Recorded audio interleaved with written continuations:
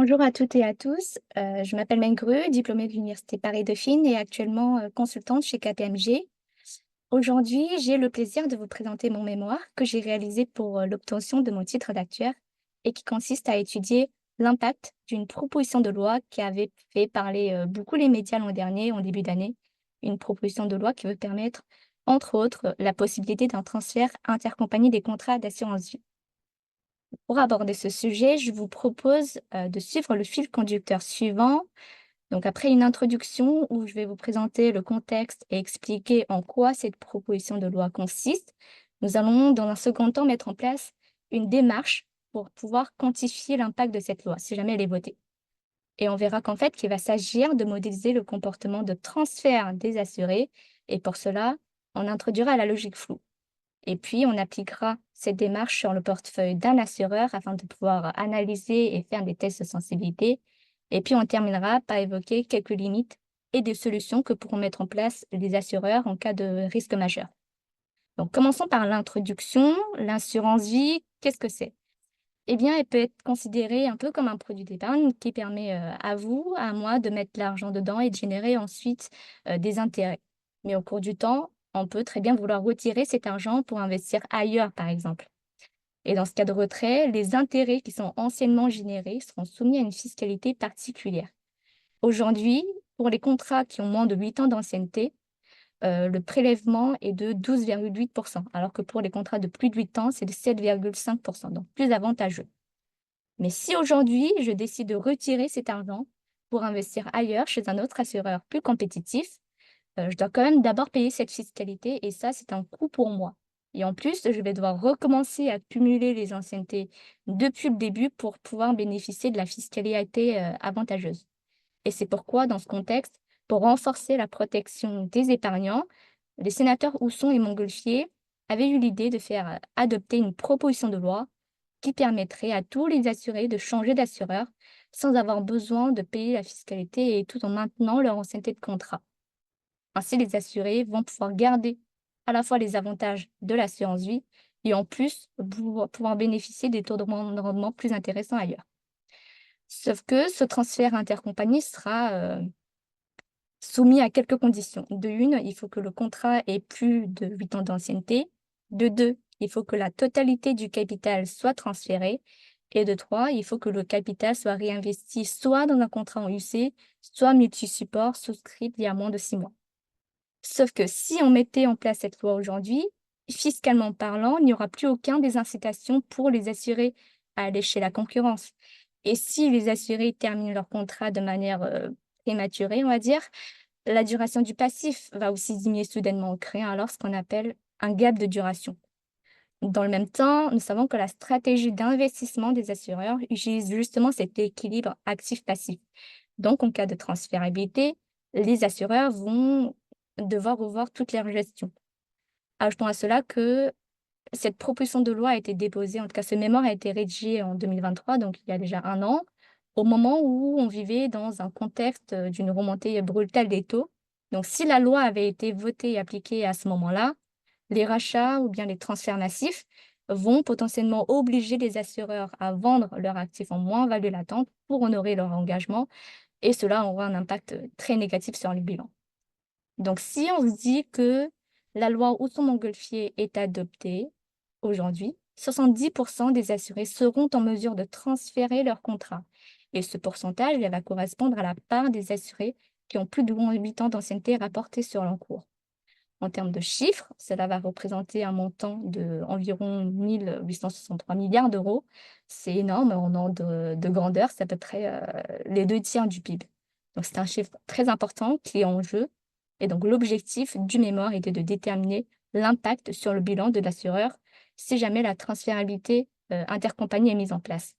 Et on mènera l'étude aussi bien dans un contexte de taux haut que de taux bas. Et donc, pour évaluer les impacts, nous allons devoir se baser sur les indicateurs.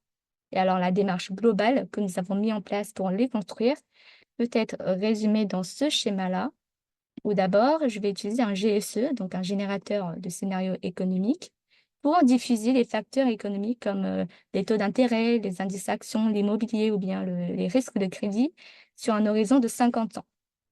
Chaque facteur va utiliser un modèle mathématique. Par exemple, pour les actions, ça va être le modèle Black-Scholes. Ces modèles seront ensuite calibrés avec les données du marché et nous avons ensuite choisi de diffuser 1000 scénarios aléatoires pour chacun de ces facteurs, ce qui va pouvoir alimenter un autre outil, donc un outil ALM de gestion actif-passif et qui s'appelle Divent. Divent pourra ensuite faire vieillir les portefeuilles actifs et passifs de l'assureur en prenant en compte leur interaction et les hypothèses que nous avons fournies. Ces hypothèses peuvent être aussi bien les tables de mortalité, les taux de frais, le choc sur réalité, etc. Et sauf que dans notre cas, on va surtout se concentrer sur la loi de rachat conjoncturelle.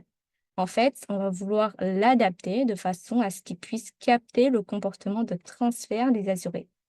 On reviendra sur ce point juste après, mais donc juste pour finir d'abord avec le schéma, l'outil ALM va nous fournir en sortie des cash flows et ces cash flows, on les utilisera pour construire des indicateurs afin de pouvoir suivre la santé financière de l'entreprise ou bien pour évaluer sa rentabilité suite à la mise en place de la transférabilité. Et donc, nous avons retenu 3 indicateurs. Le premier, qui est le BE, donc le Best Estimate, qui va correspondre à la meilleure estimation des flux de trésorerie futurs. Et lui, il va surtout nous servir à valider notre modèle de logique flow qu'on verra dans un instant. Ensuite, le ratio solvabilité, qui est obtenu en faisant le rapport entre les fonds propres et le SCR et qui mesure la santé financière de l'entreprise. Ce ratio doit d'ailleurs être supérieur à 100% comme demandé par les autorités prudentielles. Et enfin, un troisième indicateur, un indicateur de rentabilité, la PVFP sur BE, qui mesure la capacité de l'entreprise à générer de l'argent. Donc maintenant, revenons sur la modélisation du comportement de transfert, qui est en fait assez similaire au rachat en fin de compte, puisque dans les deux cas, on récupère de l'argent pour se servir ailleurs. Et c'est pour cela qu'on a décidé de modéliser une loi de transfert calquée un peu sur les lois de rachat. Alors habituellement, les rachats, on les modélise en 2 temps. D'abord, on modélise les rachats structurels, qui va correspondre au comportement des rachats des assurés qui n'est pas motivé par la concurrence, lié plutôt à un besoin. Et généralement, on le modélise en fonction de l'ancienneté, mais il peut très bien dépendre des autres caractéristiques de l'assuré ou du contrat, comme l'âge, le réseau de commercialisation, etc., etc. Et puis ensuite, on modélise la partie conjoncturelle qui correspond au comportement des rachats liés plutôt à l'environnement économique. Et il intervient notamment dans un contexte fortement concurrentiel. Et d'ailleurs, les ONC ont suggéré cette forme de loi en forme d'escalier où en abscisse, on retrouve l'écart de rendement qui est ni plus ni moins la différence entre le taux servi par l'assureur et le taux attendu par l'assuré. Dans notre cas, la transférabilité est fait jouer la concurrence. Cette information-là, elle est captée dans la loi de rachat conjoncturel. Donc, nous, notre objectif sera donc de la remodéliser en ajoutant un petit surplus de rachat lié à la transférabilité. On va la faire dépendre aussi de certaines caractéristiques de l'assuré, comme ce que fait la loi structurelle. Et donc, la structurelle, elle ne sera pas remodélisée pour éviter le double comptage de l'effet transférabilité. Sauf que la modélisation classique de ces différentes lois nécessite des données historiques de rachat pour calibrer les modèles. Mais dans notre cas, on n'a pas de données observées puisque la proposition de loi n'est tout simplement pas encore adoptée, en tout cas en France. Et donc, on a trouvé une autre méthode pour contourner cette limite. Et c'est pourquoi nous allons utiliser la logique floue pour prédire le comportement de rachat-transfert. Donc maintenant, on va entrer dans le cœur de la modélisation des transferts en utilisant justement cette théorie de la logique floue, qu'on va prendre un peu de temps pour la détailler. Alors, qu'est-ce que c'est cette logique floue? C'est eh bien une théorie introduite par un monsieur qui s'appelle Zadeh dans les années 60 et qui est souvent utilisée euh, pour des domaines où on a besoin de traiter les informations imprécises ou incertaines, pas mal utilisée en industrie par exemple. Et cette théorie a aussi pour spécificité de modéliser en suivant le raisonnement humain, qui repose sur du à peu près, du flou, d'où le nom logique floue. Il va être capable de quantifier une décision, ce que le cerveau humain n'est pas forcément capable de le faire facilement. Et l'implémentation de cette théorie va se décomposer en 3 grandes étapes. D'abord, la physification. qui permet le passage du monde réel en monde flou. Et concrètement, chaque donnée quantitative en input va devenir qualitatif. Il va être caractérisé par des mots. Ensuite, l'inférence floue, c'est là où le raisonnement humain est simulé en utilisant justement ces mots, en établissant des règles. Et enfin, la défluidification qui permet de repasser du monde flou en monde réel, et c'est là que le modèle va quantifier la conclusion obtenue. Chacune de ces 3 étapes est divisée en plusieurs sous-étapes. Nous allons les illustrer via des exemples concrets et l'appliquer directement à notre modélisation de comportement de transfert. Donc, à commencer par la fluidification, il s'agit là en fait de définir les variables. C'est à partir de ces variables que notre raisonnement va se baser. Il est donc super important de bien les sélectionner. Dans notre cas, on a choisi de prendre, donc dans l'ordre, hein, l'écart de rendement, le taux OAT 10 ans, l'ancienneté, l'âge de l'assuré, le patrimoine et enfin le taux de rachat-transfert. Et en fonction des 5 premières variables que je viens de citer, on va justement pouvoir déterminer le niveau de rachat-transfert. Et le choix de ces 5 variables explicatives est fait sur plusieurs raisons. D'abord, on a pris l'écart de rendement parce que c'est ce qui permet de représenter la concurrence. Le taux OAT pour déterminer l'environnement de taux, pour savoir si on est en taux haut ou en taux bas, puisque notre étude porte aussi sur l'impact de la transférabilité en fonction du contexte économique.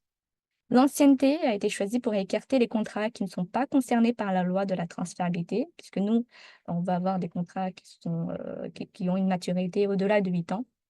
Et l'âge et le patrimoine ont été retenus pour classer les individus par sensibilité ou par volonté de racheter les contrats. Et enfin, le taux de rachat-transfert qui est, in fine, ce qu'on cherche à modéliser.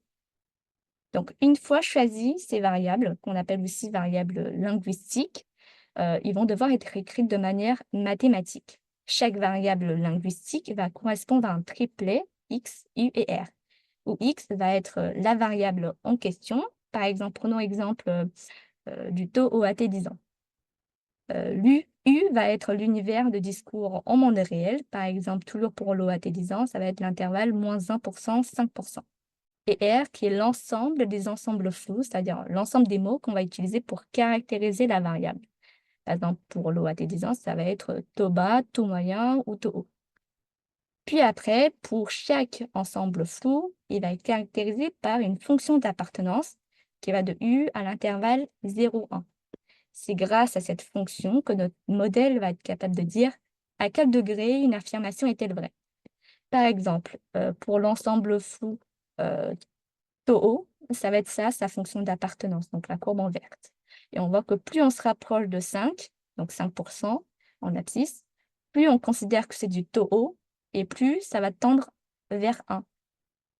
Donc ensuite, on définira les fonctions d'appartenance pour tous les autres ensembles flous associés à cette variable, à savoir taux moyen et taux bas, comme ceci. Et puis, on va procéder à la même chose pour toutes les autres variables linguistiques. Et donc, jusqu'à là, on aura terminé la partie fluidification et on passe alors à la deuxième grande étape, donc l'inférence floue. Tout d'abord, on va déterminer ce qu'on appelle une matrice de décision. C'est ici qu'on va établir l'ensemble des règles de décision possibles. Une règle de décision, qu'est-ce que c'est? Elle va prendre cette forme-là, donc composée de une ou plusieurs prémices et d'une conclusion. Par exemple, si on se dit que le contrat a une ancienneté de plus de 8 ans, et que si l'assuré est un riche retraité, et que si on est dans un environnement de taux haut avec un écart de rendement fortement négatif, alors la conclusion, c'est que le taux de rachat-transfert, ce sera très positif. Afin de pouvoir, nous, analyser et étudier l'impact de la transférabilité et avoir un point de comparaison dans les analyses futures, on a construit 2 nouvelles lois, c'est-à-dire 2 matrices, une avant transférabilité et une autre après transférabilité, puisqu'on s'imagine bien que, toute chose égale par ailleurs, les règles ou bien les décisions des assurés pourront être différentes selon si la loi de la transférabilité est adoptée ou non. Et concrètement, en fait, en fonction de la variable ancienneté, on va venir choquer et stresser la partie de la matrice après 8 ans pour pouvoir capter l'effet de la transférabilité. Et cela nous mène au total à définir 270 règles de décision. Alors, la définition des objets mathématiques qu'on avait évoqué tout à l'heure dans la fluidification Et cette matrice en 5 dimensions est un travail qui demande beaucoup de dialogues d'experts et de revues de littérature sur le comportement des assurés. Et en pratique, pour calibrer ces matrices, on s'est basé sur plusieurs critères. Premier critère, il faut que le BE issu du modèle classique avec la loi ONC et le BE issu de notre modèle logique flou dans le cas avant transférabilité soient très proches. Et de deux, il faut qu'elle produise des résultats qui soient cohérents et qui respectent les principes établis. Tant que ces deux critères ne seront pas validés, on va venir rechanger certains paramètres. Donc, en parlant de principes établis, dans notre cas, donc, elles sont les suivantes. Donc, sur le diaporama, de la gauche vers la droite, on voit qu'on a stressé de plus en plus les matrices, car on considère justement que les contrats de plus de 8 ans sont plus sensibles que les contrats plus récents, et que, en cas de transférabilité, les contrats de plus de 8 ans deviennent encore plus sensibles. Plus l'écart de rendement est négatif, plus le taux de rachat-transfert est important et vice-versa. Lorsque l'écart de rendement est négligeable, alors le taux de rachat-transfert est proche de zéro. En environnement de taux haut, au vu de la concurrence, les assurés seront plus enclins à aller chez les assureurs qui leur rémunèrent mieux. Il y aura donc plus de transferts. Et plus les gens seront riches et jeunes, plus ils seront dynamiques et plus ils vont vouloir fructifier leur capital et plus ils vont transférer pour avoir plus de rendement. Donc après, la suite de l'inférence se découpe en 3 phases. Pour un ensemble d'informations reçues en monde réel, qu'on va noter x0 et qu'on va l'associer à ce vecteur-là pour l'illustration, il va passer par l'activation, l'implication et puis l'agrégation. À l'activation, le x0 va faire activer un certain nombre de règles qui étaient contenues dans la matrice de tout à l'heure. Et pour cela, le modèle va faire appel à des ensembles fous. Par exemple, pour un écart de rendement qui vaut moins 1,3%, qu'on va ici en abscisse, le modèle va appeler les ensembles faiblement négatifs et négligeables. Encore plus précis, l'écart de rendement fixé à une valeur de moins 1,3% sera considéré comme faiblement négatif à 75% et négligeable à 25%. Comme on peut lire du coup sur le graphique. Et puis, on va procéder à la même chose pour les autres variables, à savoir le taux AT, l'ancienneté, l'âge et le patrimoine comme ceci. Et puis ensuite, on va combiner ces différents ensembles fous pour justement former des règles. Dans notre cas, notre x0, il va faire activer 4 règles. Puis pour chacune de ces règles RI, sera déclenchée une conclusion qui est lue dans la matrice de tout à l'heure, ainsi qu'un degré d'activation mu-RI. Donc mu-RI va correspondre au minimum de ces différents pourcentages, de ces différents poids de chaque ligne. Donc c'est grâce à ces deux informations que de nouvelles fonctions d'appartenance vont pouvoir être créées à la phase d'implication. Alors il va exister plusieurs méthodes pour les créer, mais dans ce mémoire, j'ai choisi de prendre la méthode de Mandani, qui va correspondre, en fait, qui va, on va dire, consister globalement à prendre la fonction d'appartenance de la conclusion et de l'écraser, de la réaplatir en fonction du degré d'activation qui est le pointillé rouge. Donc ensuite, à la phase d'agrégation, on va tout simplement venir superposer toutes ces nouvelles fonctions et on aura terminé l'inférence fou. Vient ensuite la dernière étape qui est la défusification. Alors, et encore une fois, il va exister plusieurs méthodes pour défusifier, mais globalement, toutes les méthodes ont pour but d'utiliser ce graphe en rouge pour sortir une unique valeur. Et nous, dans notre cas, on a choisi la méthode du centre de gravité. Donc, en tout cas, pour synthétiser, si on revenait sur l'exemple du x0 fixé initialement, le modèle logique fou prédit que le taux de rachat-transfert après transférabilité sera de 6,6%. Et si on avait considéré le cas sans transférabilité, en utilisant la matrice de décision correspondante, eh bien, le taux de rachat sera de 2%. Et si on faisait varier la variable écart de rendement comme une sorte de curseur, eh bien, on aurait construit notre propre loi de rachat-transfert sur le même format que la loi conjoncturelle de l'ONC ou l'abscisse et l'écart de rendement comme sur ce graphique-là. Et on dira alors que l'écart entre la courbe en bleu et la courbe en violet représentera l'impact de la transférabilité. Et puis, on répétera le même processus en faisant varier la valeur des autres variables. Et à partir de là, on aura construit notre loi de rachat-transfert, la complète, la totale. Donc maintenant, appliquons notre modèle dans un cas concret. Nous allons étudier l'impact de la transférabilité euh, sur différentes sensibilités appliquées à un assureur et dont les caractéristiques sont les suivantes. Donc, le portefeuille est constitué de modèles points, il est en reneuf, il n'y a pas d'entrant ni versement libre. Pour simplifier, on a supposé que le TMG est de 0% sur toutes les modèles points et que les frais liés en cas de transférabilité sont identiques qu'en cas de rachat total. Au passif, les assurés sont supposés être tous des hommes et la répartition de leur âge et de leur ancienneté de contrat sont représentés dans ces deux graphiques-là, où l'âge moyen est d'environ 59 ans et l'ancienneté moyenne à peu près 12-13 ans. Et on remarquera d'ailleurs que la part des contrats qui ont plus de 8 ans est d'environ 70%, ce qui correspond bien à la situation de marché qu'on avait décrite à l'introduction.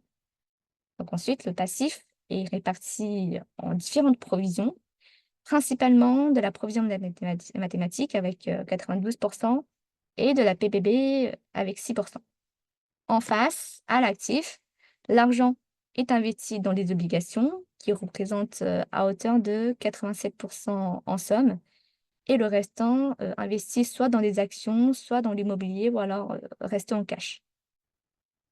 Alors, on avait dit à l'introduction qu'on allait s'intéresser à l'impact de la transférabilité dans des environnements de taux différents. Et pour cela, on a récupéré les données économiques de 2021 qui représentent un contexte de taux bas et aussi les données de 2022 où les taux sont devenus beaucoup plus hauts avec une augmentation de 300 bips sur les taux 10 ans. Et on remarquera qu'avec l'effet d'actualisation, la hausse des taux a fait qu'en 2021, notre portefeuille était en plus-value latente et l'année suivante en moins-value latente. Donc maintenant, juste avant de passer à l'impact de la transférabilité, on va d'abord valider notre modèle de logique flow. Pour cela, on a donc comparé deux BE, celui en utilisant la loi de rachat conjoncturel, l'ONC, et celui en utilisant la loi de rachat-transfert qu'on a construite. Les résultats montrent un écart très faible entre ces deux BE, moins de 0,01%. On peut donc dire que la calibration est plutôt bien réussie et le modèle logique flow est donc validé. Et par la suite, on utilisera ces données encadrées en rouge pour étudier les impacts, car on veut comparer des choses comparables. Donc maintenant, focusons-nous sur le premier test de sensibilité sur l'environnement de taux. Si on regarde d'abord les chiffres dans la situation avant transférabilité, on remarque que le ratio solvabilité a diminué entre ces 2 années. C'est à cause de la hausse des taux de rachat de transfert. Il a peut-être même beaucoup trop diminué en passant de 251,70% à 134,84%. Mais ça peut être expliqué par le fait que notre portefeuille simplifié est composé de beaucoup d'obligations et que donc extrêmement sensible aux variations de taux et que donc très défavorable en environnement de taux haut. Concernant l'impact de la transférabilité approfondie, les résultats montrent que si on avait mis en place la transférabilité en 2021, il n'y aura pas d'impact. Les deux ratios n'ont pas bougé. En revanche, en 2022, non seulement le ratio solvabilité a dégradé de 9%, et en plus, la rentabilité aussi a diminué. Alors, le fait qu'en 2021, l'impact de la transférabilité a été presque invisible pourrait être expliqué par le fait qu'en environnement de taux bas, les taux de rendement sont tous bas en général. Il y a donc peu de concurrence entre les assureurs. Les gens ne voudront pas nécessairement transférer aussi, et donc l'écart de rendement est faible. Et dans ce cas, par construction de notre loi, le taux de transfert est nul et donc la mise en place de la transférabilité n'aura pas fait beaucoup de changements. À l'inverse, en 2022, les taux sont hauts.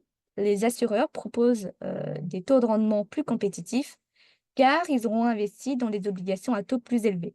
Et plus il y a de la concurrence, plus on a de transferts, plus on a de risques, et plus le risque est grand, plus le ratio diminue. Ensuite, sur le deuxième test de sensibilité, on s'est posé la question de est-ce que les caractéristiques des assurés pouvaient beaucoup influencer l'analyse? Pour cela, on a considéré 3 assureurs avec des assurés qui ont des profils, assez distincts. D'abord la compagnie C, qui est celle de base que nous considérons depuis le début. Puis dans un but, d'étude d'impact, on a créé 2 nouvelles compagnies fictives un peu extrêmes. D'une part, la compagnie A, avec des assurés, plus jeunes, plus dynamiques, plus riches aussi et qui possèdent des contrats depuis plus longtemps. Et en théorie, ça va être la compagnie où on s'attend à avoir le plus d'impact face à la transférabilité, conformément aux grands principes qu'on avait, établis plus haut. Et puis d'autre part, la compagnie P qui représente, l'opposé, oui, où on s'attend à avoir, le moins d'impact. Et on observe qu'effectivement, qu'en réaction de la transférabilité, en 2022, le ratio de solvabilité, a diminué de 29 pour la compagnie A, alors qu'il n'a baissé que de 4 pour, la compagnie P, comme, ce qu'on attendait, hein. Et la raison, c'est que, les assurés de la compagnie A sont plus réactifs, et plus sensibles aux mouvements de taux, ce qui a donc explosé le SCR et que donc a diminué, le ratio solvabilité. Et de même, la conséquence sur le rendement est plus drastique pour la compagnie A avec la transférabilité, puisque le départ d'un assuré rentable, n'est pas forcément bénéfique pour la compagnie. Et en revanche, pour 2021, le ratio solvabilité, n'a pas bougé, ni même, pour l'indicateur de rentabilité. Donc là, on vient d'étudier les compagnies A et P, alors A pour, active et P pour, passive, qui sont des cas, extrêmes. En réalité, dans la vraie vie, nombreuses sont les compagnies qui sont ni tout à fait l'une, ni tout à fait l'autre. On a plus tendance à avoir, des assurés âgés qui ont beaucoup d'argent, beaucoup de patrimoine et qui détiennent des contrats depuis, très longtemps. Et c'est pour cela qu'on a construit une autre compagnie, donc, la compagnie R, avec les mêmes caractéristiques en termes d'âge que la compagnie P et avec les mêmes caractéristiques en termes de richesse et d'ancienneté que la compagnie A. Et on remarque que à chaque fois, les valeurs des indicateurs pour cette nouvelle compagnie R est bien comprise entre l'intervalle des compagnies P et A, ce qui est cohérent. Et si on comparait cette compagnie R avec la compagnie de base, on remarque que pour 2022, par exemple, l'impact de la transférabilité sur le ratio solvabilité est de moins 14% pour la compagnie R, soit plus fort que celle de base. L'explication pourrait être que cette nouvelle, compagnie R ressemblerait peut-être plus à la compagnie A par rapport à la compagnie P et que les effets, richesse et ancienneté de contrat auraient pris le dessus sur, l'effet âge. Enfin, sur, le troisième et dernier test de sensibilité, on s'est intéressé à solidité ou plutôt le niveau de PPP, des assureurs allait jouer un rôle dedans.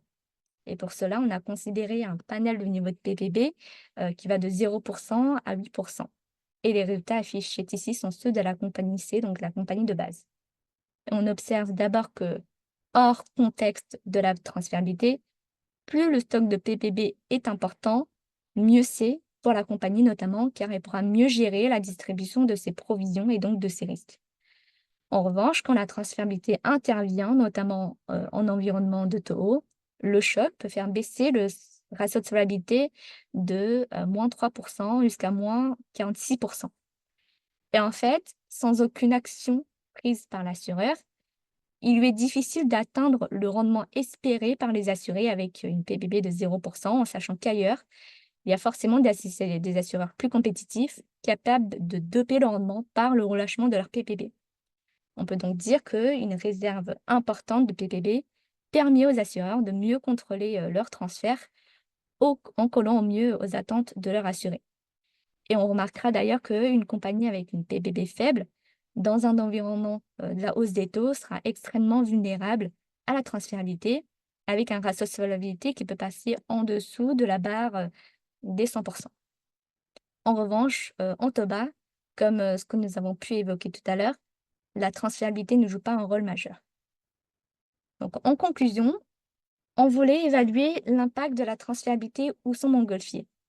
Eh bien, grâce à la logique floue, on a réussi à modéliser le comportement des assurés en situation de transférabilité, alors qu'on n'avait pas forcément les données pour. Et puis, grâce à nos différents tests de sensibilité, on aboutit à la conclusion suivante, c'est que plus les taux sont hauts, avec la hausse des taux, plus la transférabilité a priori un impact négatif sur la solvabilité et la rentabilité de l'entreprise.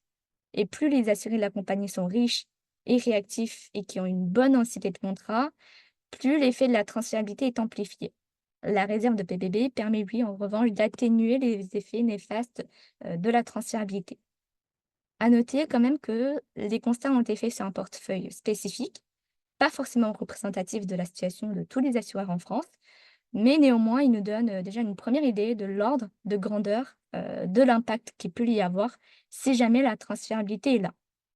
En tout cas, en cas de risque majeur, de réels risques, les assureurs peuvent prendre des mesures pour anticiper et pour limiter les risques grâce à la réassurance, grâce aux politiques de taux servis ou des pénalités en cas de transfert. Les autorités de contrôle prudentiel, comme la CPR par exemple, interviendra afin de garantir la stabilité du marché. Par contre, une des limites de notre étude qu'on peut souligner, c'est que les résultats obtenus ont fait supposition qu'aucune mesure que je viens de citer n'ont été prises pour adapter à la transférabilité. En réalité, les assureurs sont évidemment invités à mettre en place des stratégies de gestion actifs passifs pour éviter que pour éviter que leur solvabilité dégrade. Par exemple, on a supposé que les frais de transfert sont identiques que les frais de rachat.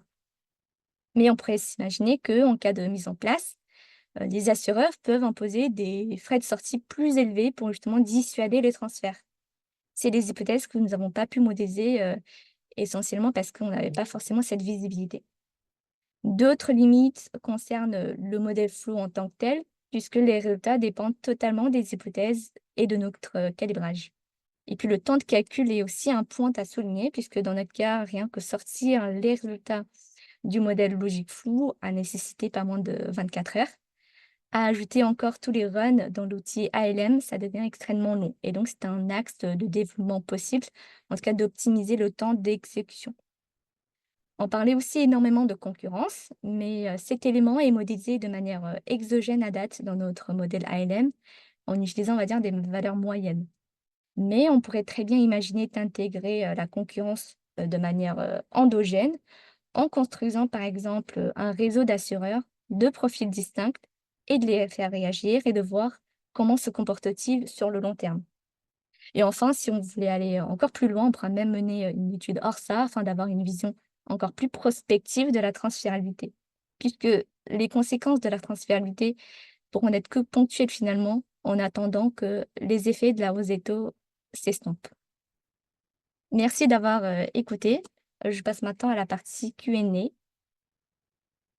Alors, j'ai une question sur quelle est la part de diag d'experts versus les études quantitatives concernant les 270 paramètres. Je vais vous montrer donc la matrice en question. Donc, celle-ci.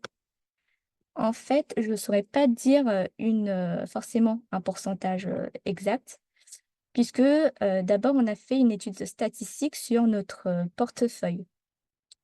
Ensuite, des études de la littérature ont été faites sur les anciens ouvrages d'anciens mémoires qui portaient sur la logique floue appliquée également au rachat, et aussi des recherches sur des études statistiques menées par exemple par l'INSEE. Par exemple, l'INSEE, il y a quelques années, a publié des statistiques sur une enquête du patrimoine des Français et qui permet de donner une vue assez réaliste sur comment je dois remplir ces différents cellules. Donc, on sait ces cellules, on a fait plusieurs G. D'abord, un premier G à titre indicatif par défaut. Et on a comparé justement les deux BE, donc le BE issu de notre modèle flou et le BE issu de la loi ONC. Et on regardait si l'écart était faible ou pas faible. S'il n'est pas faible, on va venir remodifier certaines de ces paramètres de sorte à ce que ça se rapproche. Toujours en se respectant les différents principes qu'on a établis ici dans ce slide-là. Bon, je vois qu'il n'y a pas d'autres questions, donc je pense avoir fait aussi un peu le tour des questions puisqu'il y en a certaines que j'ai déjà répondues, durant la présentation.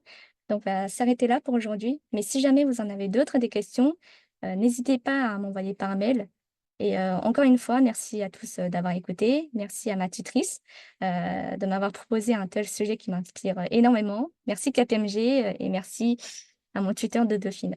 Bonne journée à tous.